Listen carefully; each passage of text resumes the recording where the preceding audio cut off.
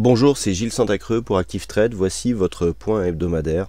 Nous sommes aujourd'hui le mercredi 5 février 2014. Nous commençons par le point indice, donc avec le S&P 500. Le S&P 500 qui était ici sur une phase de hausse, nous avions détecté ici une zone de test sur cette zone des 1767 qui croisait un support oblique ici de tendance moyen-long terme. Nous étions ici sur une rupture possible de ce support. Donc force est de constater que le support a été cassé. Nous avons donc une double cassure, cassure de ce support ici horizontal et du support de tendance donc qui se fait sur un mouvement assez dynamique et donc qui acte ici la cassure de la dynamique haussière. Alors nous ne sommes pas encore sur une figure de retournement. Nous avons un point haut significatif ici sur une résistance à 1716,94 qui devrait produire son effet.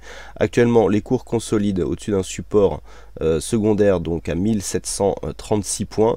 Nous avons un contexte ici survendu avec un stochastique en survente, un histogramme du MACD qui nous donne une bonne amplitude et qui devrait normalement se retourner sur ces zones. On est sur une zone d'amplitude correcte pour attendre une phase de retournement.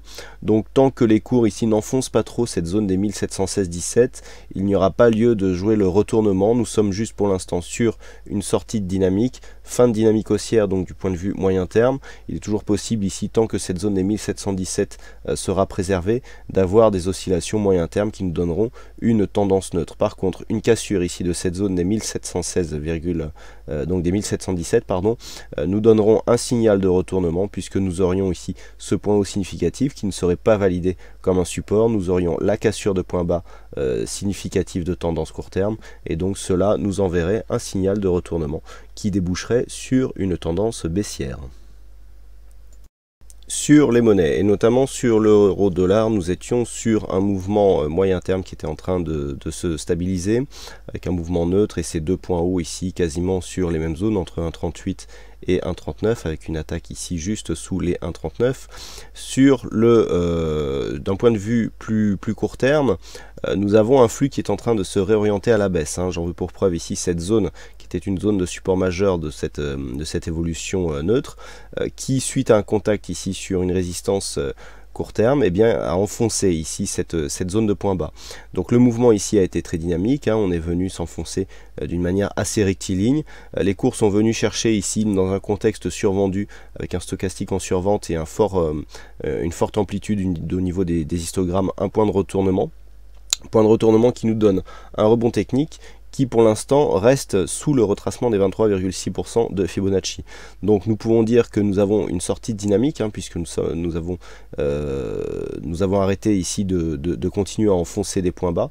Par contre, le fait de ne pas réussir à rebondir ici, et notamment à casser ce 23,6% pour revenir chercher un retracement ne serait-ce qu'à 38,2%, montre qu'il y a toujours une forte pression baissière sur cette paire de devises, puisqu'après cette forte baisse, on pouvait attendre ici une phase de rebond technique avant, pourquoi pas, un signal de continuité de tendance. Qui plus est, nous avons ici, du point de vue de cette configuration, des cours qui viennent chercher comme résistance cette moyenne mobile 20 exponentielle. Ceci est un signal de continuité, puisque suite à ce rebond et donc à cette forte attaque baissière sur la bande de Bollinger inférieure, les cours qui reviennent sous cette moyenne mobile 20 exponentielle et qui considèrent cette moyenne mobile comme une résistance est un signal de continuité de tendance. Donc pour l'instant, le biais court terme reste baissier et sera confirmé sur une cassure des 1,3478.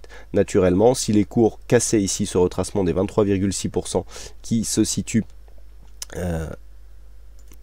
à 1,3528, nous donnerait un objectif ici à 1,3560, en tout cas pour un premier objectif de rebond. Donc une tendance qui s'oriente court terme, moyen terme à la baisse, mais qui mérite d'être confirmée, puisque actuellement l'amplitude de cassure n'est pas assez forte pour définir une tendance dynamique. Et enfin un dernier point sur l'or, avec toujours cette tentative de cassure de résistance long terme donc de tendance. En vue daily, nous avons une bonne vision ici sur cette résistance qui est réellement significative.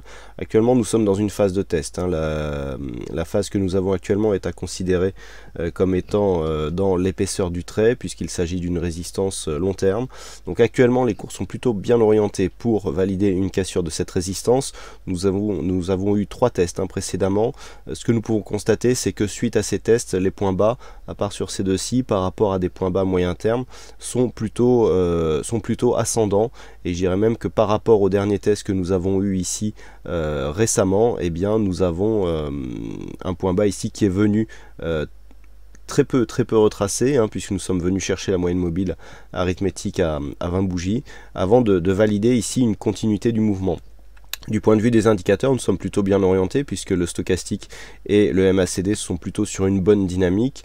Le fait d'être revenu ici sur cette phase recherchée en support, les moyennes mobiles 20 sont plutôt de bon augure. On confirme ici une cassure dans un contexte qui n'est pas suracheté et qui devrait déboucher logiquement sur une sortie haussière, donc sortie haussière qui serait confirmée sur la cassure de ce dernier point haut significatif qui se situe à 1279 $ l'once, et donc cette cassure, si elle était validée, eh bien réorienterait la tendance moyen-long terme, puisque nous sommes maintenant depuis un bon moment dans cette tendance baissière, avec des objectifs donc long terme qui seraient à redéfinir, et nous ferons ça ultérieurement si cette cassure ici était validée.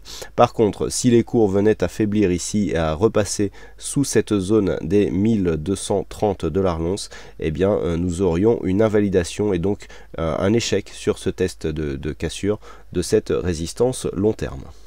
Voilà donc pour ce point hebdomadaire. Je vous souhaite donc de passer une bonne semaine sur les marchés, bon trade, et surtout soyez prudents.